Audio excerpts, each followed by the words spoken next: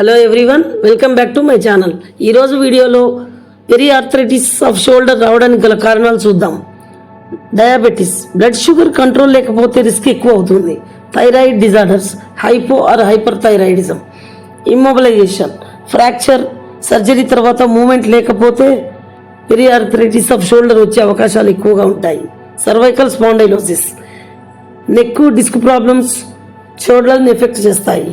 Post surgical, post traumatic, heart surgery, breast surgery, stroke తర్వాత వచ్చే అవకాశాలు ఉన్నాయి. Rheumatoid arthritis, auto immune joint problems వలన వస్తుంది. Repetitive strain or over use, continuous over head work వలన వస్తుంది. Cardiac pulmonary diseases, heart attack, lung surgery తర్వాత వచ్చే అవకాశాలు ఉన్నాయి. Age and gender, more than 40 years, especially ఉమెన్లో common. Idiopathic causes, clear reason లేకుండా కూడా డెవలప్ అయ్యే అవకాశాలు ఉన్నాయి.